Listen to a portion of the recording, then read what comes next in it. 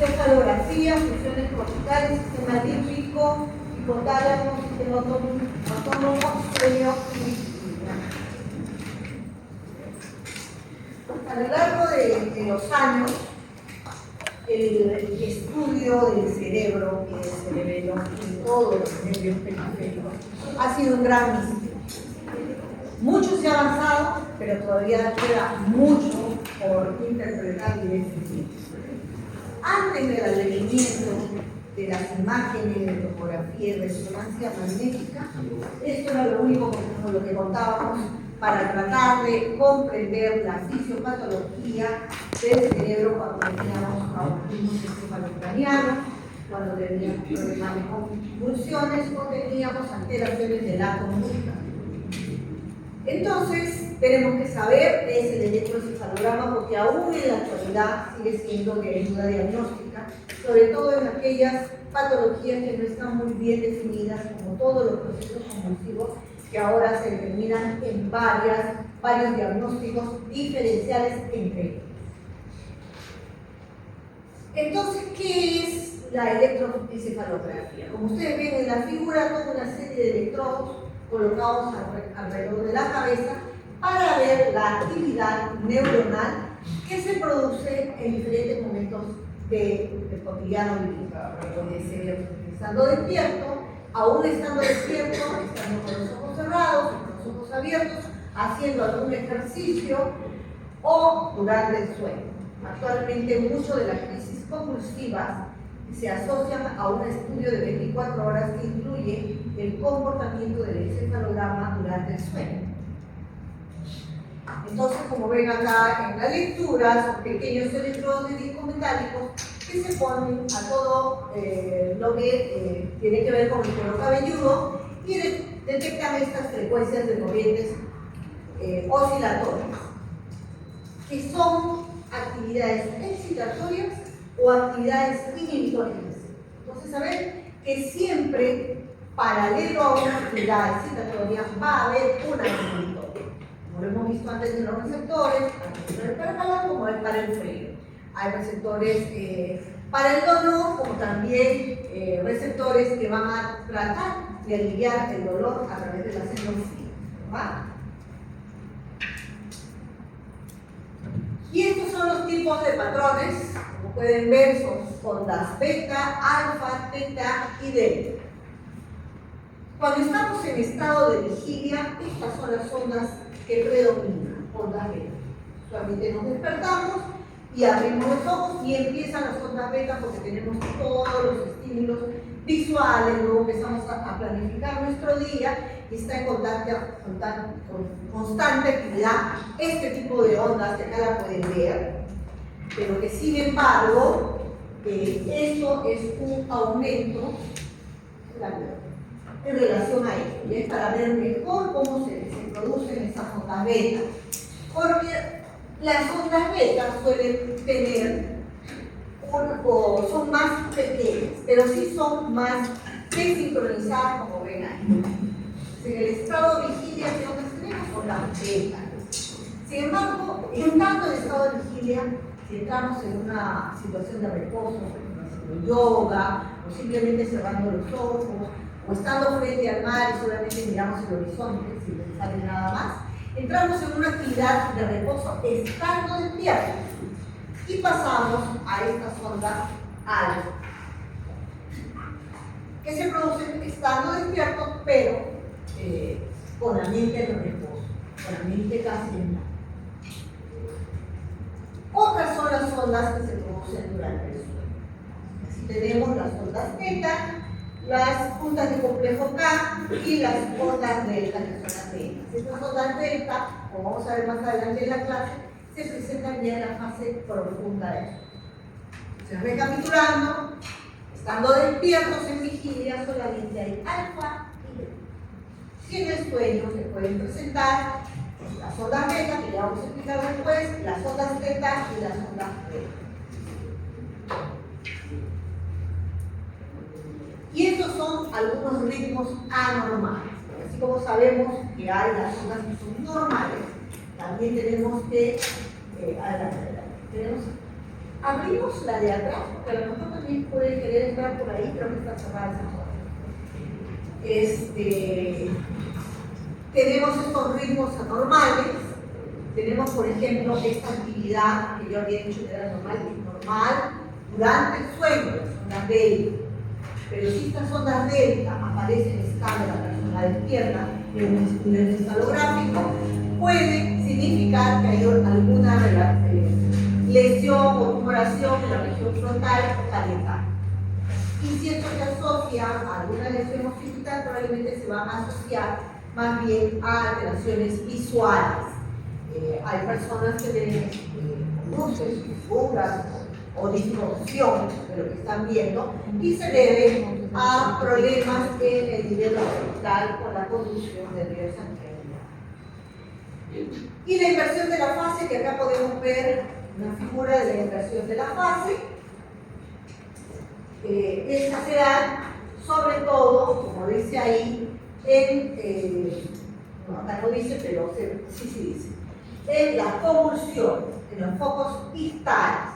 Focos ictales es donde se inicia la convulsión y luego se propaga a las zonas adyacentes. Después de una onda negativa siempre va a venir una onda más pequeña, más lenta, menos picos. Hay una actividad que precede al foco ictal, que se produce y luego se recupera con ondas más lentas, debajo de una capa.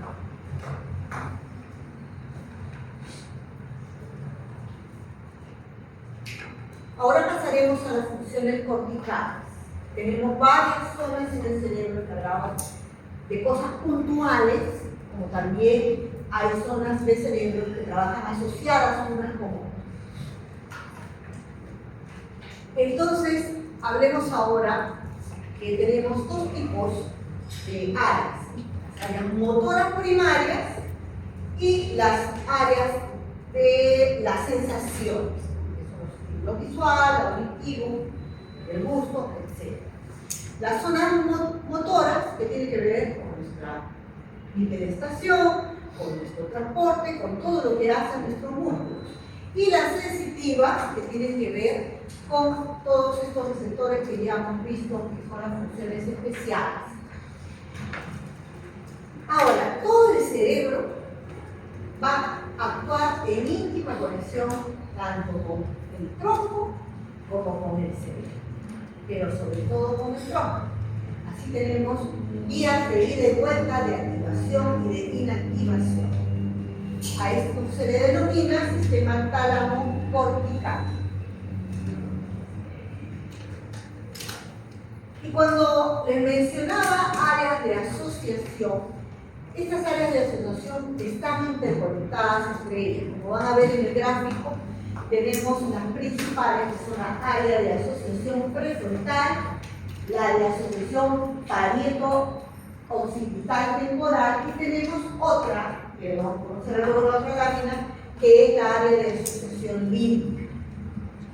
Estas áreas trabajan interconectadas entre ellas, interconectadas con el tronco, y van a analizar diferentes estímulos y van a dar una respuesta de acuerdo a la asociación que requiera la fineza de la actividad que vamos a realizar, sea visual, sea auditiva, sea de memoria, sea de concentración, sea de una respuesta de huida, etc. Entonces vamos a analizar ahora el área parieto-occipital temporal. Ahí hay áreas muy importantes, tienen que ver, están en la corteza parietal, es frontal, temporal, parietal, a los costados, y el parieto-occipital, entonces tiene que ver mucho con el oído y con la visión, y a todo lo que es occipital tiene mucha relación con la visión, eso lo van a haber visto en anatomía. Y ahí tenemos dos áreas importantes, el área de Wernicke y el área de la circunvolución angular. El área de Wernicke es muy importante para la comprensión del músculo. ¿Esto qué quiere decir? Si yo me lesiono en esta área, sea por un tumor, sea por una isquemia, yo voy a poder leer, voy a poder incluso escuchar perfectamente lo que dice la otra persona. Si la otra persona me dice, hay que volar a Miami, entonces yo voy a repetir, hay que volar a Miami, pero no voy a poder entender qué está diciendo con eso. ¿Ya? Eso es lo que falla, la comprensión del lenguaje. Voy a leer lo que está escrito, mamá no voy a venir a almorzar, y no voy a entender lo que está diciendo, pero lo voy a poder leer. Entonces, en eso, en la comprensión del lenguaje, que actúa el área de oído. Y la circunvolución angular es necesario para el procesamiento inicial del lenguaje visual. ¿Esto qué quiere decir? Como dice acá, hay otra área más importante que vamos a ver, el área visual es yo voy a entender, voy a entender lo que me dicen, comprender, pero cuando me dan algo para leer o algo para interpretar visualmente no voy a poder asociar las ideas para esa interpretación visual. Y esa debe ser más complicada aún, la nominación de objetos, que nos parece tan sencillo, ¿no? Yo veo y digo, eso es una ventana. Pero cuando tengo lesionada esa área para la nominación de objetos, digo, eso, rectángulo, que tiene algo transparente, que se puede ver a través de, no puedo decir ventana, porque no puedo nominar al objeto. O diré, aquella cosa redonda que es la cocina, que se come en el desayuno, es media rosadita. Claro, eso. Pero no logro yo decir. Entonces pierdo esa facilidad de nominar a los objetos. El área de asociación prefrontal que se lesiona muy frecuente con los tumores, hay muchos tumores prefrontales, también con las lesiones cuando no está bien tratado la hipertensión arterial, que hay lesiones microscópicas por microinfartos, por esos picos de presiones altas. En esta vía se recibe mucha información para planificar los movimientos eficaces. Cuando yo decido caminar, cuando yo decido hacer un movimiento, se planifica primero en la región frontal y también en el cerebelo. Pero en la región frontal se planifican todas estas acciones, entonces resulta que como no las puedo planificar, yo quiero avanzar y me tropiezo y no puedo avanzar, porque no estoy planificando bien. Y también influye mucho en el pensamiento. ¿Y qué es el pensamiento? El pensamiento es toda aquella asociación de ideas, de conductas, de asociación de esto debo hacer, esto no debo hacer. Incluso en áreas de inhibición a lo que no debo hacer. Cuando se lesionan las regiones frontales, vienen estas alteraciones de conducta de personas que se vuelven más agresivas o con una actividad sexual descontrolada, etc. Que también hay otras áreas que influyen, que ya vamos a verlo más adelante. Y sobre todo eso, la memoria operativa a corto plazo.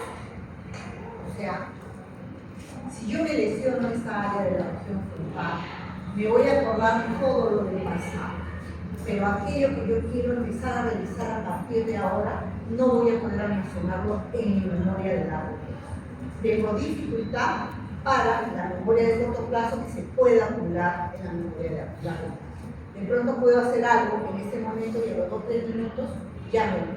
Como la película esa que siempre pasa en la televisión.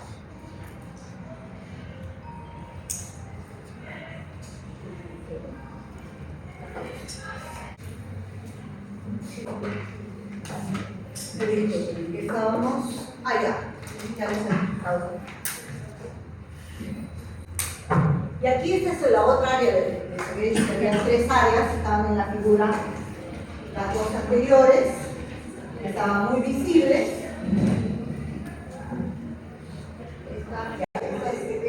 Esta, y nos faltaba esta que está en la base, ¿ya? En la base del cerebro.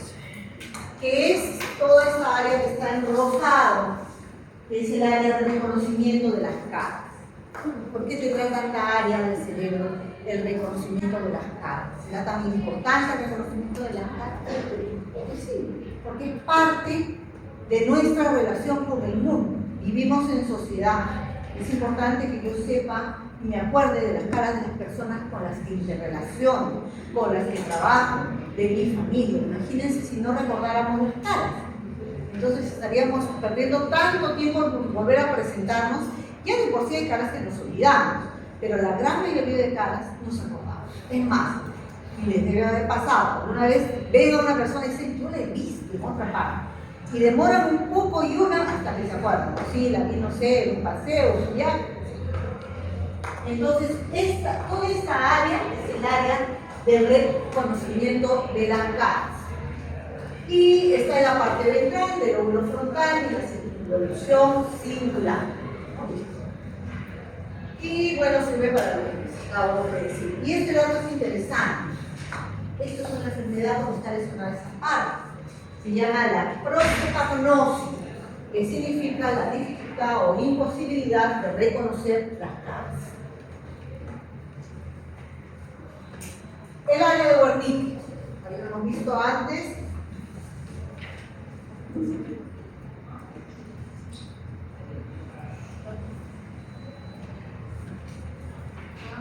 Ahí está.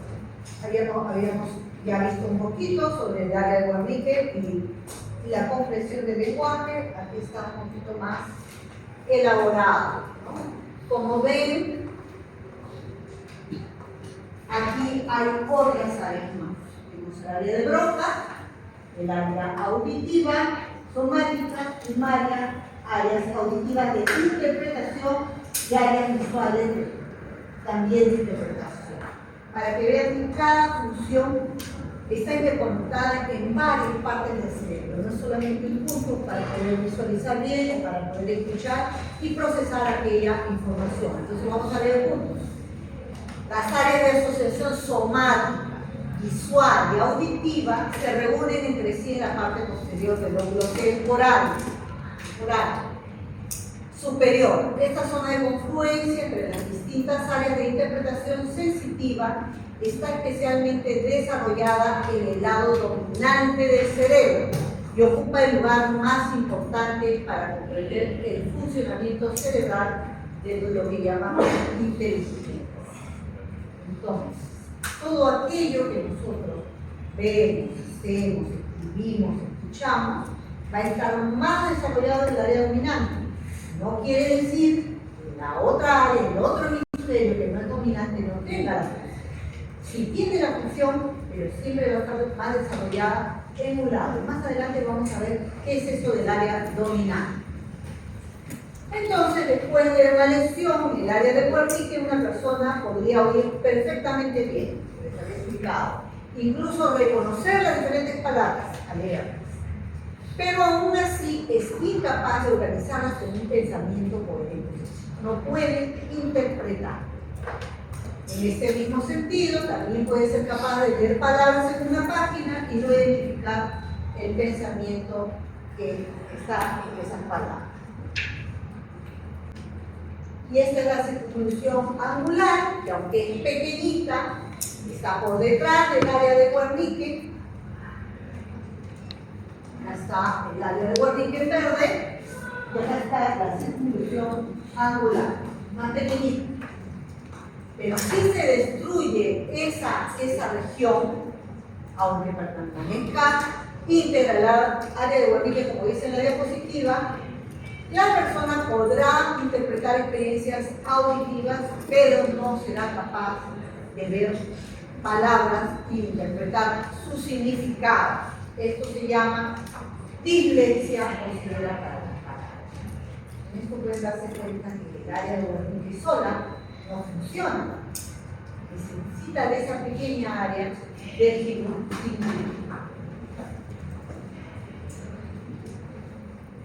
Y acá hay un poco del hemisferio dominante.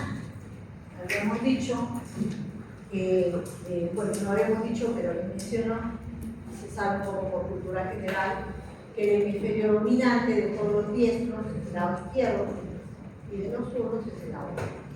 Cuando acá vamos a leer juntos la diapositiva, para entender un poco esto, las funciones interpretativas generales del área de Wernicke y la circunvolución angular suelen estar mucho más desarrolladas en un hemisferio cerebral que en el otro. sea, ahí donde está más desarrollado se le llama el hemisferio dominante. Y el 95% de las personas en todo el mundo va a tener su hemisferio dominante en el lado izquierdo. El 5% restante en ambos lados. En ambos lados está igual de desarrollado. Y de este 5%, una muy pequeña parte está desarrollado el lado derecho. Y lo más frecuente es que se desarrolle el izquierdo o se desarrolle el otro. Lo infrecuente es que se desarrolle más el lado derecho. Lo que antes no se creía así, se pensaba que todos los zurdos tenían desarrollado el lado derecho. Ya se ve que no. Es más, se ha visto en algunos estudios que todavía no están muy concluyentes que los zurdos no son netamente zurdos, que podrían haber sido ambidextros, pero por una cuestión de facilitación que se viene de generación en generación, deciden solamente tributar por el lado. Asimismo, las áreas motoras encargadas de controlar las manos son dominantes en el lado izquierdo del cerebro, aproximadamente 9 de cada 10 personas. Para la función de la mano solamente es un área de dominancia. Entonces, el hecho de ser zurdo o diestro no nos va a dar la dominancia. Es un dato más. Un dato que casualmente es que todos los diestros, que son más del 95%, llegan a tener el hemisferio izquierdo dominante.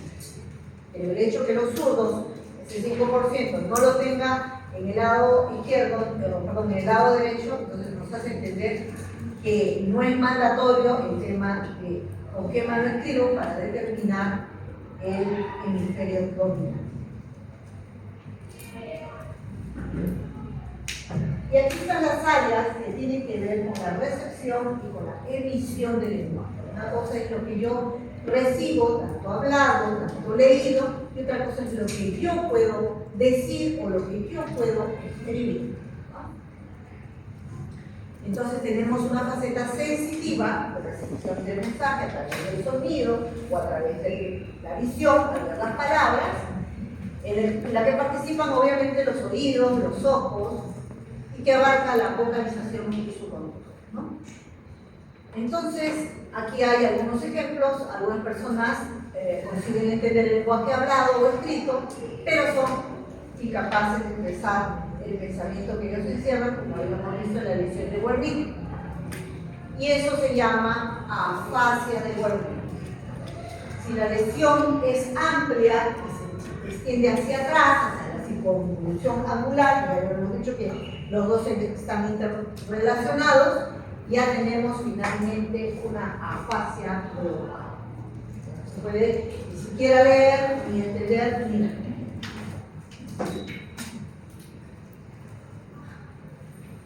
Hay muchos pacientes con esta afasia que uno les habla y ellos quieren contestar y no encuentran la forma de contestar, tienen esta lesión. Y mientras va avanzando su enfermedad, termina generalmente en afasia global. ¿Sí? Cuando comprenden pero no pueden expresar o saber, ¿eso no es una lesión en el área de Broca? Claro, claro. Wernicke y Broca está abierto con ellos. Entonces de Wernicke es comprensión. Comprensión. No comprenden, y sí pueden hablar cuando no comprenden. Así es. Ahí está tu área de Broca.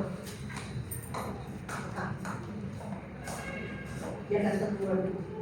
Y el estado de acá es comprensión y acá es para emitir en palabras.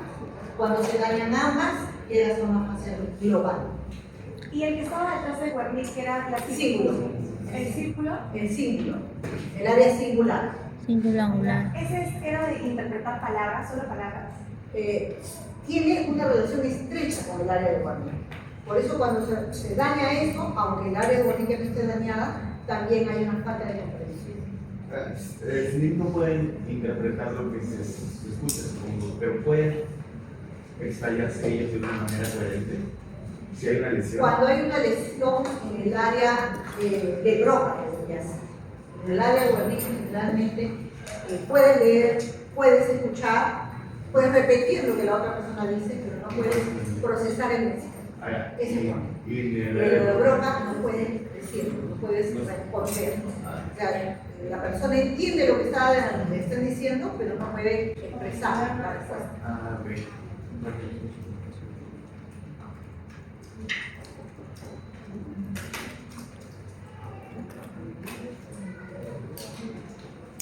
El cuerpo calloso. Entonces hemos dicho que tenemos dos hemisferios cerebrales, ¿no? Ambos hemisferios, uno más dominante, porque está más desarrollado en estas áreas. Sin embargo, ambos se comunican a través del cuerpo calloso, todo esto, y la comisura blanda, porque hay una partecita de la región frontal que no se logra comunicar a través del cuerpo calloso, sino a través de la comisura blanca. Y con este cuerpo calloso se logra enviar todas las señales y toda la información de un hemisferio a otro. Por eso les decía, no es que solo un hemisferio trabajan los dos, pero definitivamente el dominante que domina es el que procesa más rápido y le envía la comunicación al otro hemisferio cerebral.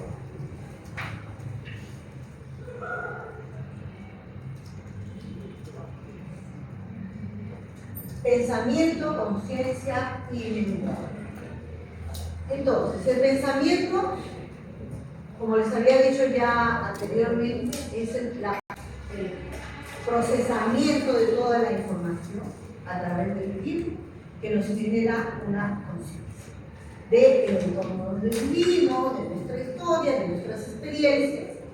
Pero todo eso no solamente se da en la corteza, sino en todo, está interrelacionado con el mental, con el sistema límbico, la formación reticular de toda la vía piramidal, todo está en continuo ir y venir, continua retroalimentación positiva y negativa en todo el sistema. Entonces la conciencia tal vez se puede escribir, como dice la diapositiva, como un flujo continuo de conocimiento que tenemos. El conocimiento se da por cosas que aprendemos, por experiencias que tenemos y por la memoria que va almacenando.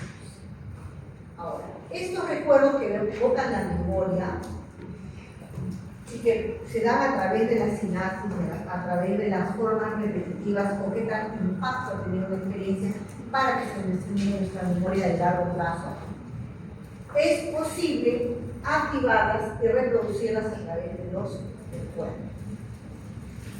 Los recuerdos están tan ligados con las emociones sensoriales que, por ejemplo, el hecho simplemente de probar una comida que no comíamos hace mucho tiempo, tal vez nos pueda recordar la infancia o algún postre especial de aquellos que se podría comprar en el colegio, nos hace recordar las aventuras del colegio, en fin. Digamos. Eso estaría relacionado con el tálamo.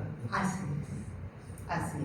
Porque como ustedes ven, toda esa memoria que se procesa en la corteza, luego va por todo el sistema, pero como bien dice el doctor, sí, el proceso de memoria a largo plazo, aquella memoria que guardamos, por la importancia que pudiera tener tanto emocional como de protección o de experiencia para el futuro, es a través del tálamo.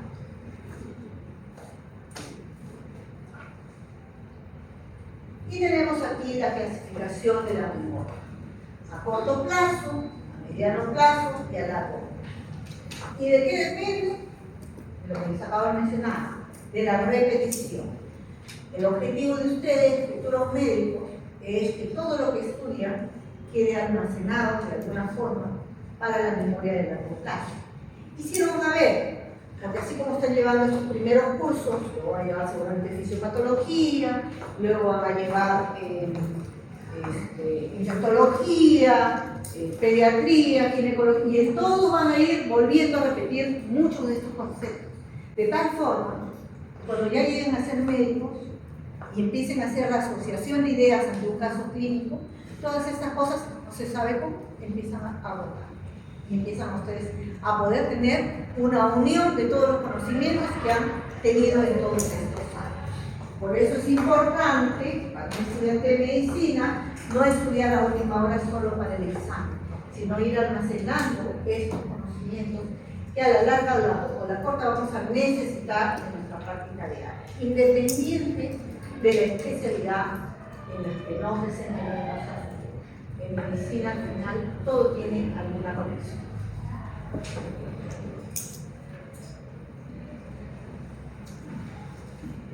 Ahora vamos a ver el sistema límbico, que de todos los sistemas es el menos entendido aún.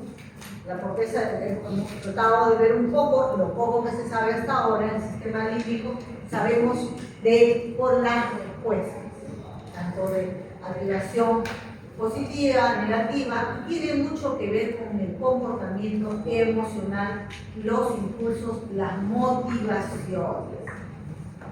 Y acá lo que más nos interesa para la sobrevivencia del cuerpo humano son tres: la regulación de la temperatura, la molaridad y los impulsos para tener actividad. Todo esto está dominado por el sistema límbico para la preservación de la especie. Estos sistemas actúan de tal forma que protegen al ser humano de los riesgos. Pronto, por algún motivo, después de tomar líquidos, podría hacer una cosa banal, tomar líquidos, estoy comiendo una fruta, ahí hay algo de líquido, pero la moralidad sube, inmediatamente actúa el sistema límbico y va el deseo de beber. Y también manda señales al sistema renal, que ya lo van a ver en endocrino, como va endocrino, para a través del sistema renina-angiotensina-aldosterona tratar de disminuir la cantidad de orina expulsada y así ahorrar la poca agua que tiene. Todo esto es a través del sistema límbico. Lo mismo la temperatura. Normalmente cuando un paciente tiene fiebre por una lisis de bacterias o de virus, lo primero que tiene el ser humano son los escalofríos y una sensación de baja de temperatura, no de temperatura alta, primero es de baja. Y luego ya recién reconoce la alta temperatura y empiezan todos los mecanismos de sudoración para tratar de enfriar la piel.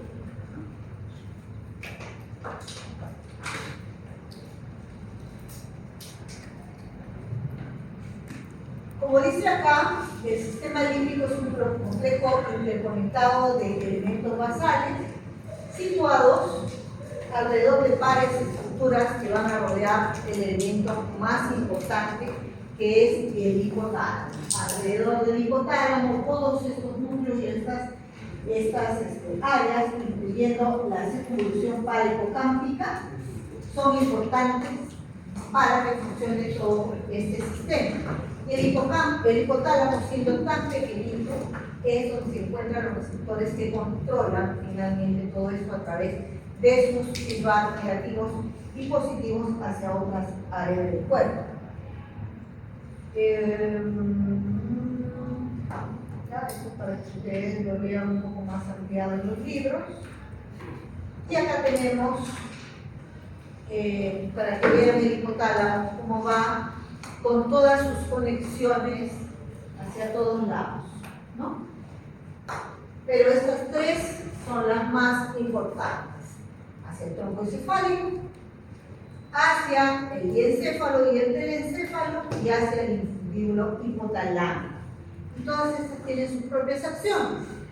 Como pueden ver, aquí en esta segunda sobre todo están los núcleos anteriores del tálamo y la corteza cerebral, que si se acuerdan tenía mucho que ver con la vía piramidal y extrapiramidal para el movimiento y la postura del cuerpo.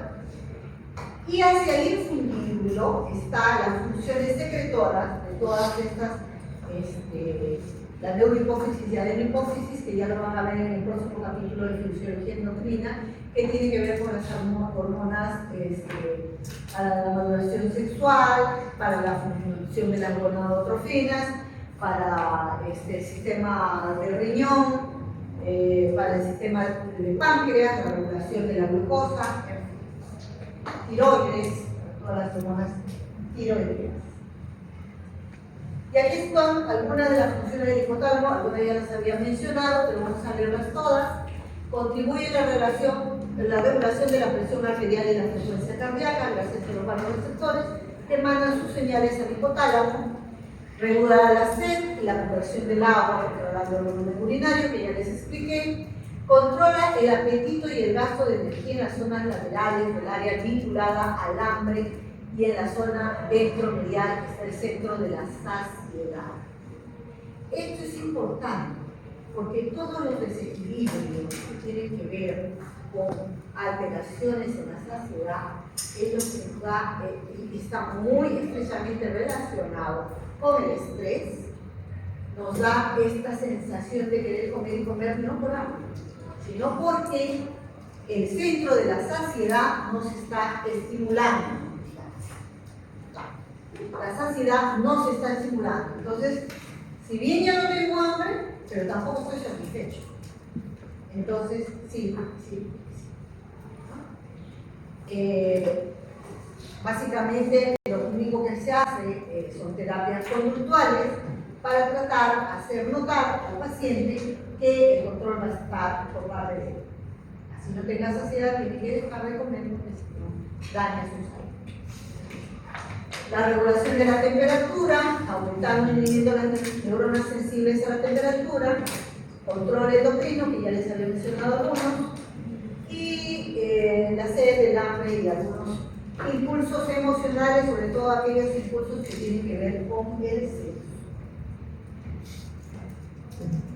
Y aquí están 4 funciones conductuales de las más relevantes. Eleva el nivel general de actividad del individuo, ocasiones de lugar, da lugar a situaciones de cólera y manifiesta el lucha. ¿Qué pasa con el bebé? Está recién nacido, llora, el tema de la mamá, de cómo está con la depresión postparto. Nadie lo tiene, no le dan la leche, no le cambian el pañal. Entonces llora y llora. Algunas veces hay que no entiende, empieza a desarrollar el tema de frustración. Y esa frustración se transforma en cólera y lucha. Que cualquiera dirá, no es feliz, no se da cuenta, no se pasa. Ya desde ahí se está formando el carácter. Y luego cuando esta persona ya empieza a crecer, es un niño rebelde, es un niño que pelea, no sabemos qué pasó, que no estamos controlando las actividades emocionales que tienen que ver con el hipotálamo, pero que tienen que ver también con la satisfacción de las necesidades básicas. La estimulación del núcleo ventromedial y de las zonas que lo rodean, habíamos visto antes el gráfico del hipotálamo con todos los núcleos alrededor, van a tener que ver con la sensación de saciedad y disminución del consumo de alimentos. ¿Qué pasa cuando tenemos mucho apetito y tenemos algo rico y ya nos sentimos felices, ¿no? Un momento, saciados. Nos da una tranquilidad, una paz, pero uno da un sueño terrible, a estas horas, yo trato de hacer lo posible por estimular que no se duerman. Esto nos da, como dice ahí, tranquilidad. Y eso también es parte de la formación conductual. Si ese niño que les acabo de explicar está siempre atendido, el menor llanto que están generando leche, que le cambien el pañal que le está pasando, casi no permiten que llore, es un niño tranquilo. Y luego las otras personas dicen, ¡ay, qué lindo tu niño, duerme bien, te deja dormir! Es un niño que ya está tranquilo, que tiene todas sus necesidades cubiertas. Entonces su conducta es esa conducta de más de tranquilidad. La estimulación de una zona fina de los núcleos periventriculares con una situación adyacente al tercer ventrículo normalmente desemboca en temor y reacción frente al castigo. También esto es aprendido en la infancia y es reflejado en los animales como el reflejo de Pavlov. Las experiencias de vida hacen que se desarrollen estas reacciones frente al castigo. Ustedes, estudiantes, tienen ese reflejo, tratan de estudiar para tener una nota probatoria, no vaya a ser que los papás se enojen y ya no quieran pagarles la matrícula. Ese temor, que tiene que ver con el premio y la recompensa, está en esa parte del hipotálamo. El impulso sexual, que también están en diferentes partes del hipotálamo, cuando hay una lesión ahí, viene la desinhibición en toda su acuarela de acción, ¿no? Que puede ser desde simplemente la persona que está con diferentes parejas, hasta la persona que es totalmente desinhibida, que no le importa lo que piensen del costado del otro lado, hasta la persona independiente que no tiene nada que ver con las opciones sexuales ni nada, ¿no? Pero hablando de una lesión de hipotálamo, una persona que está con su conducta normal y de pronto ya no interesa si está con un hombre, con una mujer, si está incluso con un niño, si está con un animal, no le interesa. Y no tiene la saciedad tampoco con esa lesión. Todos estos desórdenes graves y groseros pueden deberse a un daño o a un tumor del hipotálamo. Y habíamos hablado un poquito de lo que es la recompensa del castigo y tiene que ver con todas estas zonas alrededor del hipotálamo, como dice acá, los principales centros de recompensa están situados a lo largo del trayecto del fascículo prosencefálico medial, sobre todo en los núcleos ventromedial y lateral del hipotálamo. Esto se desarrolla, y hemos tenido muchas experiencias con el tema de la recompensa, pero si hemos tenido muchas experiencias con el castigo, cosas negativas, entonces vamos a desarrollar más esa sustancia gris central del mesencéfalo que rodea el acueducto de Silvio y asciende por las zonas periventriculares del hipotálamo y el hipotálamo. La ira, que ya es producto de tener mucha frustración en la vida, está ligada a esos centros del castigo. Mientras más se recupera la tranquilidad, o aquellas personas que son muy resilientes, están muy ligados a los centros de recompensa. No confundamos esto con los tipos de personalidad. No sé si lo han llevado al curso de psicología, ahí se ven las personalidades de la paz,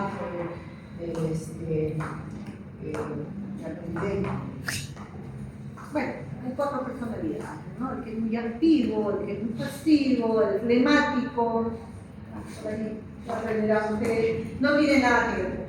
Esto solamente estamos hablando de recompensa y de castigo y que una persona sea un poco más tranquila, un poco más como les dije, resiliente de poder resolver las cosas, y aquel que es favorito, rápidamente se enoja, rápidamente reclama, rápidamente muy emotivo en eso, porque no tiene mucha tolerancia a la espera de la recompensa, porque en su vida de pronto no ha habido mucha recompensa, ha habido un castigo y no quiere otro castigo, entonces reacciona violentamente con ira para evitar ese supuesto castigo.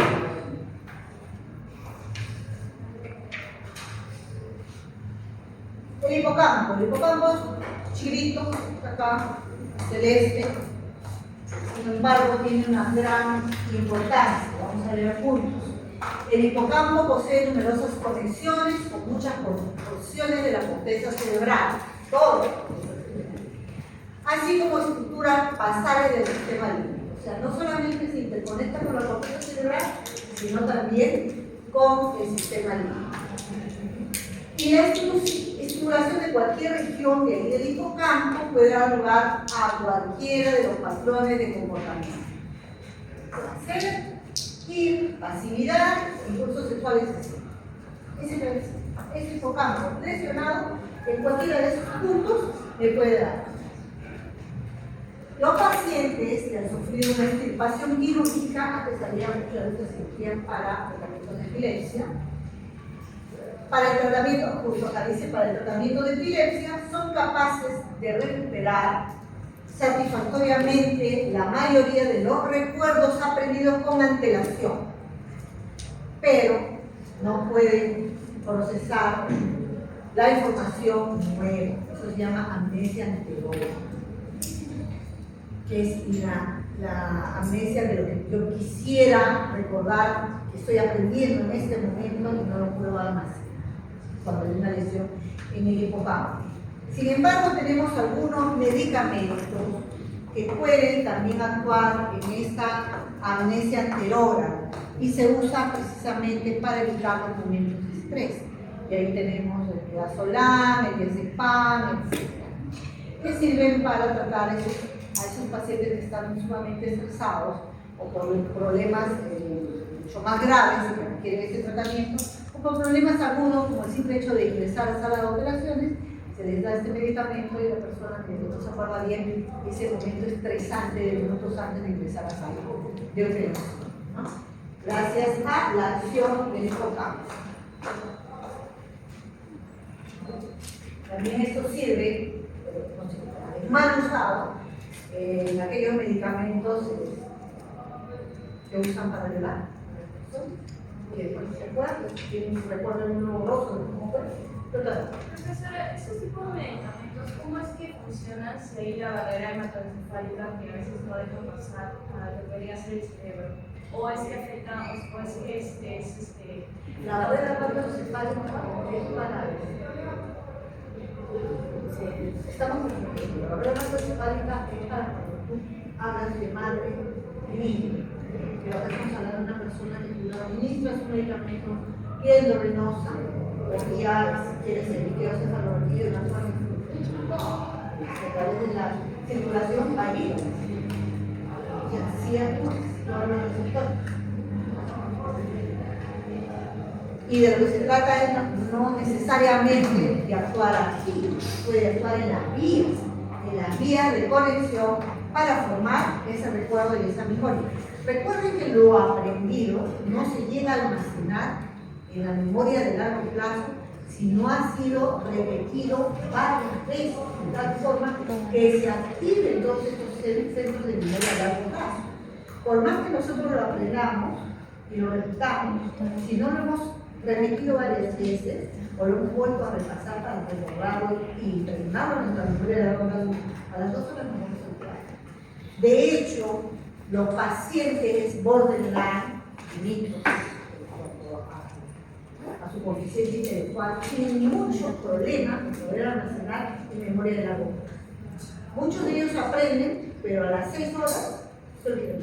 Y es un gran problema social. Estos pacientes solamente pueden desempeñarse en cosas manuales, repetitivas, cosas de procesar información para después, muy difícilmente pueden aprender. Y bueno, acá hay algunos ejemplos de cómo se almacena permanentemente, ya les había mencionado, de la repetición constante, la repetición constante y la consolidación a largo plazo. Conforme pasan los años, y por eso puse esta imagen para no olvidarlo, conforme pasan los años, estas habilidades se van perdiendo, se van desgastando igual que la piel que se agota. Y las posibilidades de almacenar nuevos recuerdos se van perdiendo. Tanto es así que el anciano empieza, como no tiene suficientes recuerdos, en momentos de pausa, ya no hace nada porque ya ni siquiera trabaja, empieza a evocar los recuerdos desde la infancia. Aquello que tenía ya almacenado empieza a aflorar para dar paso a esos recuerdos ya que no puede procesar en su momento. Y tenemos el abuelito que empieza a decir cuando yo era niño, cuando yo estuve acá, cuando mi papá, cuando mi mamá, mi tío tal, empieza a recordar su vida pasada que muchas veces ya no tiene ni pensar, ni veces hablando. O repiten la misma historia una y otra vez, que tiene que ver mucho con los recuerdos que más les viene a la mente. La actividad cerebral es múltiple, un solo estímulo puede activar varias zonas del cerebro y al mismo tiempo que va activando esas zonas del cerebro, algunas zonas del cerebro se desactivan también. Por eso es que les decía que siempre hay un feedback positivo y negativo y no se termina de entender bien el cerebro porque tantas zonas de él se pueden activar ante un recuerdo, ante una actividad física, en fin. Lo que sí se tiene claro es que hay conexiones de ambos hemisferios y que hay áreas especializadas en ciertas actividades, como ya hemos ido viendo, ¿no?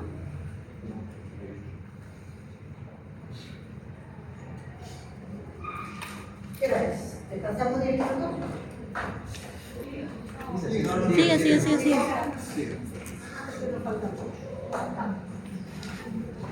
El sueño. Habíamos hablado al comienzo de la clase que hay ondas de sueño. Tenemos dos tipos de sueño. Sueño REM y sueño no REM. Como deben ustedes saber, ya lo vimos por ahí en alguna parte, el sueño REM es de rápido movimiento de los ojos, ¿no? Rapid Eye Movement. Y el no REM es porque no hay eso. Simplemente en uno hay movimiento rápido de los ojos, en otro no hay. Aquí probablemente esté en un sueño no REM, está totalmente flácido, totalmente dormido, probablemente un sueño muy profundo. Está con alcohol también. Y acá pueden ver a un niño que no sé si logran ver bien, está sonriendo.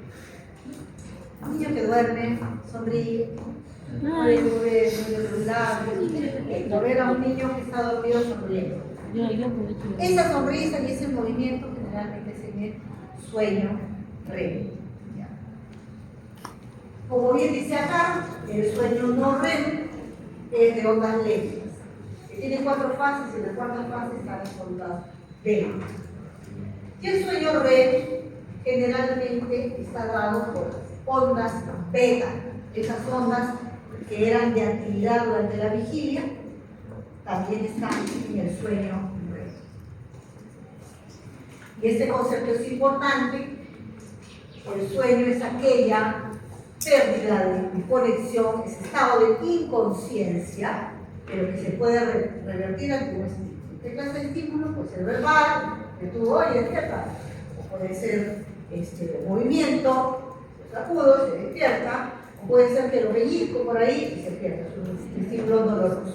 El asunto es que se despierta. En cambio, en un coma no se va. Probablemente haga una rigidez de celebración o de corticación, pero no se va a levantar. Esa es la diferencia entre sueño y coma. Aquí están las 4 fases con sus diferentes ondas. En la vigilia tenemos las ondas beta y las alfa. Las alfa son cuando estamos despiertos pero en reposo, no dormidos. Reposo, ojos cerrados generalmente, ahí están las ondas alfa. En el sueño REM, como les acabo de mencionar, están las ondas beta, igual que vigilia. Y en el sueño no REM, que tiene estas 4 fases, tiene diferentes ondas. En la fase 1 puede tener esas ondas de baja tensión y espiga, van a ver espiga. En la fase 2 y 3 ya tienen estas ondas teta de 50 microvoltios y en la fase 4 está esta característica, las ondas delta. Importante señalar que las ondas delta por ningún motivo pueden presentarse, bueno, ningún motivo normal fisiológico, puede presentarse en una persona despierta. Si nosotros encontramos este tipo de ondas en una zona despierta, probablemente estas ondas me estén diciendo que hay un problema de tumor en alguna zona del cerebro. ¿Y por qué en el caso de, el sueño REM, muchas veces nosotros presenciamos que es la parálisis del sueño? ¿Por qué no podemos reaccionar si es que estamos recibiendo estímulos? ¿Qué pasa, me dijo? Eso creo que es en el REM, ¿no? Cuando tienes... La parálisis del sueño generalmente se da en el no REM. Sí. Y ahora vamos a explicar. En el sueño REM tenemos un poco de flacidez, pero sí tenemos movimiento, tenemos actividad polinémica. Se mueven nuestros ojos, se pueden mover hasta nuestros brazos, nuestras piernas. En el sueño no REM está nuestro cuerpo más laxo, más caído. Ahí es donde se puede dar la parálisis del sueño. Aunque se conozca el sueño REM como sueño de los sueños, que ahí soñamos, en el no REM también soñamos. Y ahí es donde se se ve precisamente la parálisis del sueño, porque generalmente lo que soñamos es pesadillas, la mayoría de ellos, y no podemos movernos por esa latitud más marcada que hay en el sueño no REM en comparación con el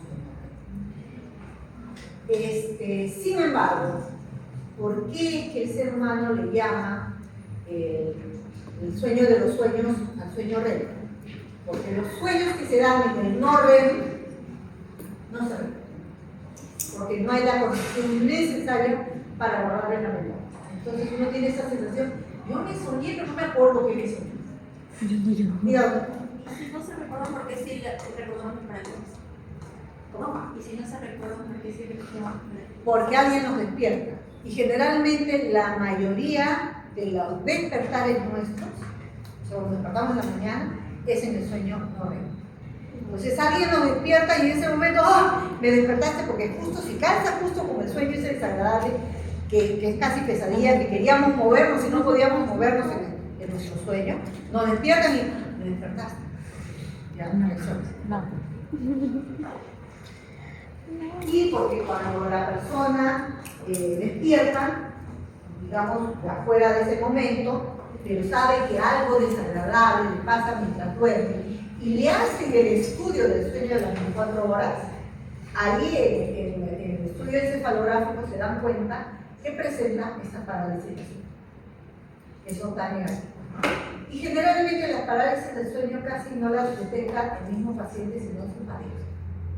Su pareja se da cuenta que algo va a pasar cada vez que se. Y por eso vamos. Doctora, el sueño no REM se podría decir que es como, o sea, ahí recién podemos decir con las ondas delta que una persona recién está descansando, o sea, como un sueño más profundo. Sí, el sueño más reparador suele ser en el sueño no REM. Ahí es donde realmente se descansa. De hecho, cuando hemos estado muchas horas en vigilia, ustedes que están estudiando ahora tanto, y se van a dormir y ya, se tiene que dormir, se duermen rápidamente y de frente ingresan al sueño no REM, totalmente cansados, porque esa es la parte del sueño más reparador. Y además, porque el sueño no REM es solamente una fracción del sueño. Ahora vamos a ver en esta Una consulta en caso de, por ejemplo, tener migraña y estar dormido, usualmente cuando tú duermes cansado. Incluso si tomas ningún medicamento se va el dolor y a veces hay veces que se queda. ¿Por qué pasa eso? Depende de la intensidad del dolor. Hay dolores que son tan intensos que no te van a dejar considerar eso, por muy cansado que estés. Vas a dormir, te vas a despertar, vas a dormir, te vas a despertar. Y hay otros dolores que sí son medianos, que uno se duerme, y como son migrañosos, y el estado cerebral baja su metabolismo, ayuda a que disminuyan y desaparezcan. Entonces, como les había dicho, el sueño REM, el movimiento rápido de los ojos, solamente es 25% del sueño total, en los jóvenes. Es muy diferente que en los niños, en los jóvenes. Y se repite cada 90 minutos. Dura 5 a 3 minutos. Poquito, ¿no? Pareciera que no se sueña toda la noche. Me he soñado toda la noche, dice alguna persona, ¿no? Me parece que toda la noche hubiera estado soñando. Cuando la cantidad de tiempo de este sueño es apenas de 5 a 30 minutos.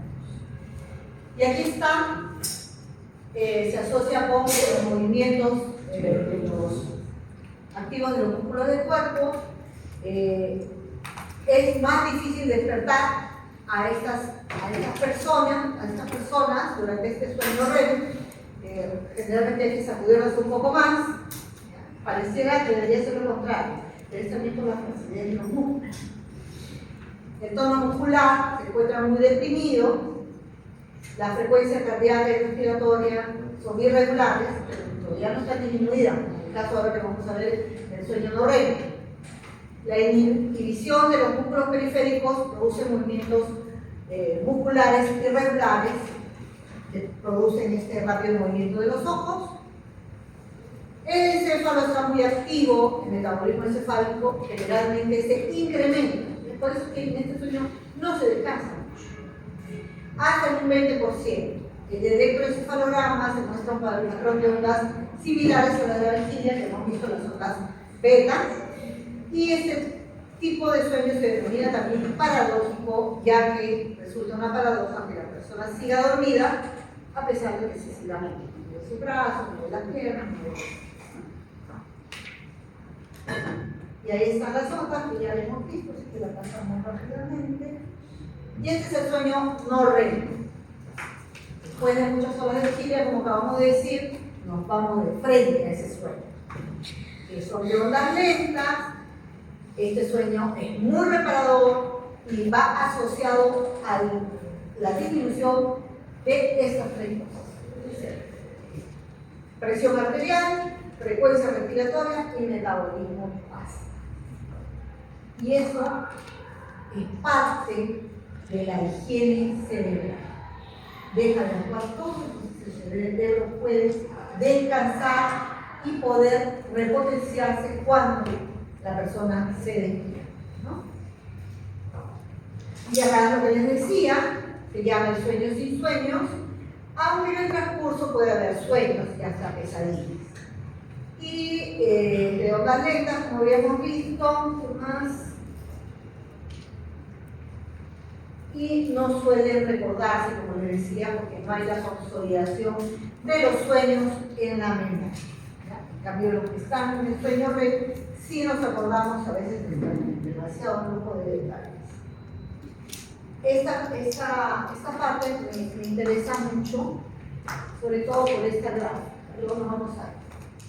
Acá ven cómo se activan cuando se está despierto el paciente, tanto los sectores aminérgicos como colinérgicos, y cuando está dormido, y cuando está en un sueño, este es el no REM y este es el REM, en el REM incluso va a disminución cada vez más los aminérgicos. Pero miren qué pasa con los colinérgicos. En el sueño de rápidos movimientos, está tan igual como cuando está despierto.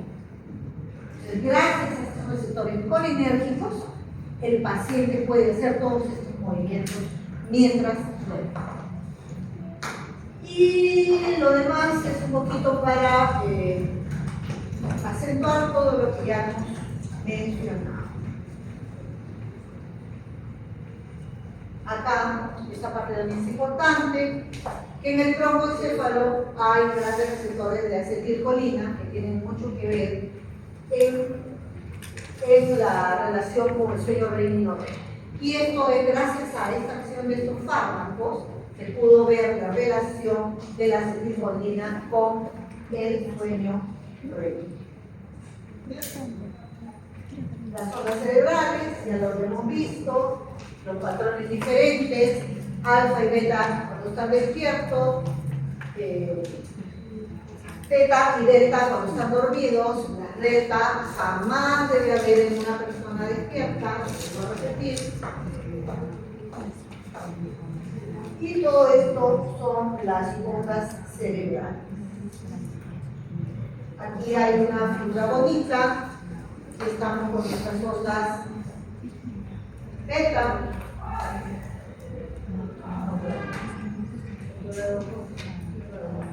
Ya. Acá, estas son las ondas. Acá cuando cierran los ojos, empiezan a ver las ondas alfa.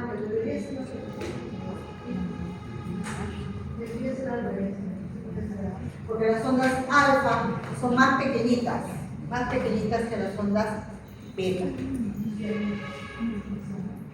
Doctora, las ondas beta no eran las irregulares y las alfa eran las que eran más regulares. Eran como, podrías estar con los ojos cerrados, eran más como despierto, pero las alfa. Ajá, las esas alfa. esos ahí. Sí. Estas son esa apertura de ojos, eso es lo que me dejó. Esas deberían ser las ondas beta entonces, porque es la vigilia. Así es, pero lo que me descuadra es esto. Me daba la impresión de que esto era el cierre. Lo dejamos así mejor. Si no nos confundimos. Entonces nos quedamos con la parte teórica. Las ondas alfa son ondas rítmicas con una frecuencia de 8 y 13 ciclos. Y estas ondas alfa desaparecen en el sueño, ¿no? Las ondas alfa no van a estar en el sueño definitivamente. Si las ondas alfa están en el sueño, es que también hay algún problema. Las que están en el sueño son las ondas beta. Esas son las que están en el sueño REM.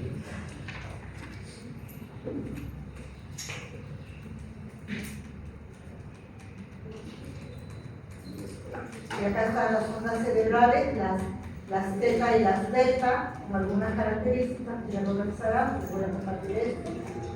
Y acá está el mecanismo del sueño. Se les va a pasar, hoy día mismo les paso, ¿no? Sí. A ver, los mecanismos del sueño tienen que ver con los núcleos del RAF. Esto ha sido gracias a mi madre de investigación descubrir que el núcleo del RAF que está en la protuberancia y en el bulbo raquídeo tiene mucho que ver con el mecanismo del sueño, porque cuando se estimulan estas áreas comienzan a desencadenarse todo este círculo del sueño.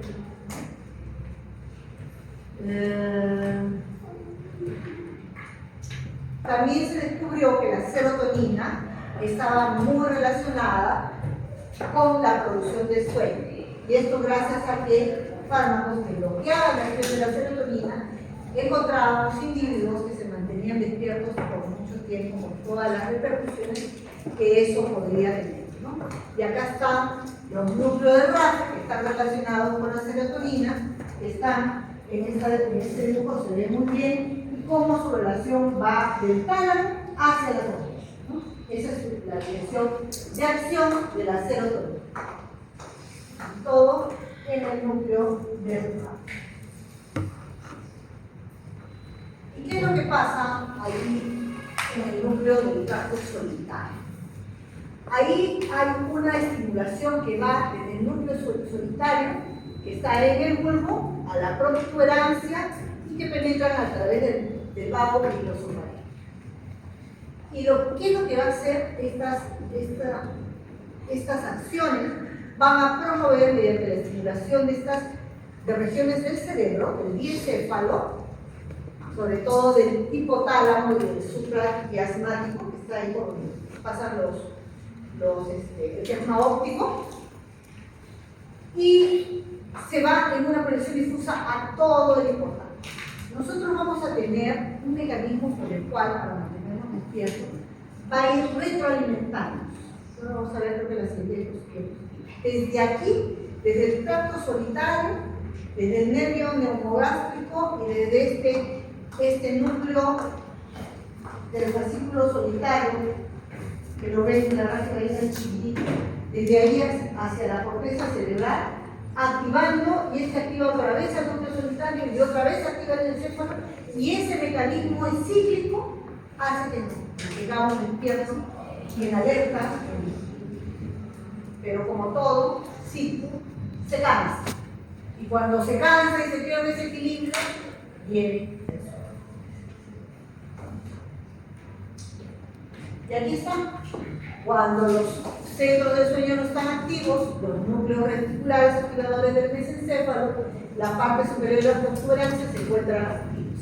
Estos, a su vez, excitan la corteza cerebral y el sistema nervioso periférico, los cuales van a devolver más señales de retroalimentación positiva para estimularnos aún más, ¿no? Entonces, vigilen, constante estimulación entre estos centros, ¿no? Y cuando ya ellos se cansan, después de muchas horas, fatiga, el ciclo de retroalimentación positiva decae y empieza todo el ciclo del sueño.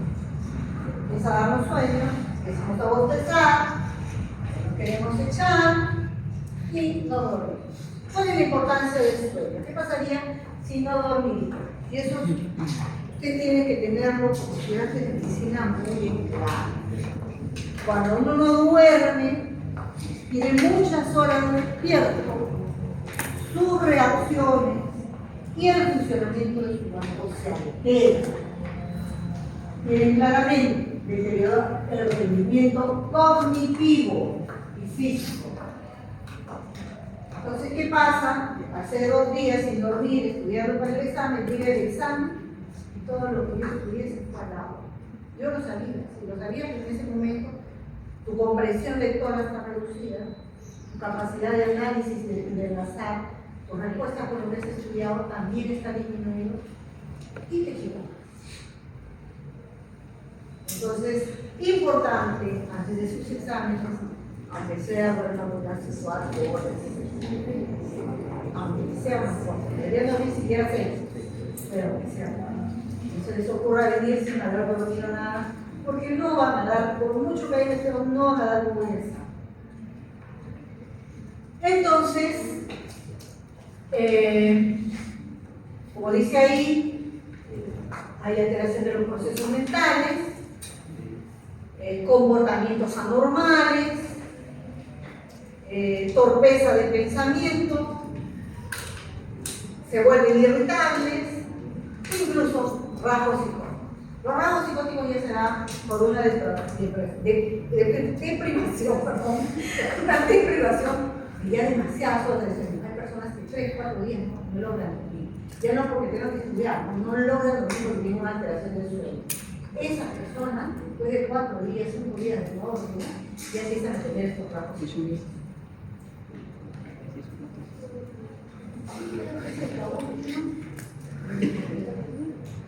Y en los niños recién nacidos, por ejemplo, como dice acá la figura, necesita dormir 17 horas.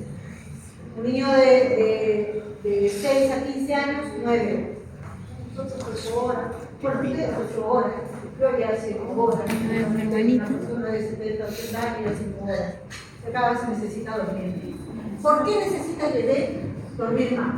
Porque el sueño está relacionado con su crecimiento y con su formación o maduración del sistema nervioso. Necesita consumir mucha energía para realizar esa tarea. Por eso duerme más tiempo. Para poder tener energía para todo ese proceso de crecimiento. Entonces, por eso, para eso puse esas figuras, ¿no? Madurez nerviosa, facilitación del aprendizaje, cognición, eliminación de los productos metabólicos.